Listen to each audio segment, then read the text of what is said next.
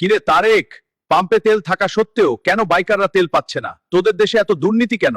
তাহলে যারা এই দুর্নীতি করছে তাদেরকে বিচারের আওতায় আনা হচ্ছে না কেন? শালা টেম্পুর বাচ্চা, তোর কারণে এই অবস্থা। হুমন্দির বাচ্চা, তুই যদি ইরানের সাথে এমনটা না করতে তাহলে এই দিন আমার দেখতে হতো না। শালা টেম্পু। তারেক, তুমি টেম্পুকে কিছু বইলো না। আমি টেম্পুকে সাই করব কিমকে দিয়ে। আর তুমি একটা কাজ করো, তোমার দেশের সকল মানুষকে বলো তারা যেন সবাই আমার এই ভিডিওটা শেয়ার করে কিমের কাছে পৌঁছে দেয়। ঠিক আছে খামেনি সাহেব, আপনি যেহেতু বলছেন তাই কিছু বললাম না। আর তা না হলে আমার কিছু লাল সবুজের মিসাইল ছিল, এগুলো দিয়ে ইসরায়েলকে উড়িয়ে দিতাম। তারেক, তোর যেই মিসাইল ওটার চেয়ে তো আমার নিজের মিসাইলই অনেক বড়।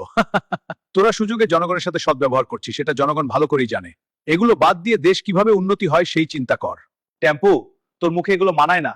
তুই তো একটা আড়াচোদা, পুরো পৃথিবীকে অশান্ত করে রাখছিস। শুনুন তারেক, আমি জানি বাংলাদেশের অবস্থা ভেরি ব্যাড। আপনাদের ওখানে তেলের দাম তো আকাশ ছোঁয়া। আমি যদি এখন হোয়াইট হাউসে থাকতাম, আমি জাস্ট একটা ফোন করতাম আর তেলের দাম মাটিতে নেমে আসতো। বিলিভ মি মিস্টার ট্রাম্প, পরিস্থিতি আসলেই জটিল। বাংলাদেশের সাধারণ মানুষ এখন বাইক বের করতেও 10 বার ভাবছে। তেলের দাম বাড়ার কারণে নিত্য প্রয়োজনীয় জিনিসের দামও নিয়ন্ত্রণের বাইরে। আমাদের এখন সমাধান দরকার। তারেক, পশ্চিমারা সবসময় তেলের রাজনীতি করে অন্যদের পরাধীন রাখতে চায়। যারা নিজেদের মুদ্রার উপর নিয়ন্ত্রণ হারায় তারা তেলের উপরও নিয়ন্ত্রণ হারায়। সাম্রাজ্যবাদীদের উপর নির্ভরতা কমান। সাম্রাজ্যবাদ? আমি তো শুধু বিজনেসের কথা বলছি। তারেক, আমার কাছে একটা গ্রেট ডিল আছে। আমি একটা সুযোগ চাই, আমরা সব ঠিক করে দেব। যদিও আপনার দেশে তেল আছে কিনা আমি নিশ্চিত নই, কিন্তু আমরা খুঁজে বের করব। সমস্যা হলো সাধারণ মানুষের ভোগান্তি। মানুষ এখন স্টেশনে ঘন্টার পর ঘন্টা দাঁড়িয়ে থাকে। আমাদের এখন সস্তায় তেলের উৎস দরকার, যেখান থেকে সরাসরি সরবরাহ পাওয়া যাবে। ইসলামী প্রজাতন্ত্র ইরান সবসময় মুসলিম দেশগুলোর পাশে আছে। যদি আপনারা সরাসরি বিনিময়ের সাহস দেখান তবে তেলের অভাব হবে না। কিন্তু আপনাদের ভয় তো আবার ওই স্যাংশন। স্যাংশন তো আমিই দিয়েছিলাম। আর শুনুন তারেক, ইরানের তেল নিতে যাবেন না, ওটা খুব একটা ভালো না।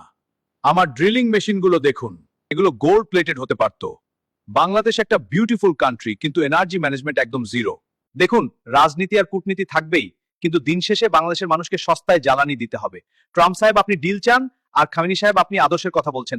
আমার প্রয়োজন সলিউশন। সলিউশন একটাই, মেক বাংলাদেশ গ্রেট এগেইন।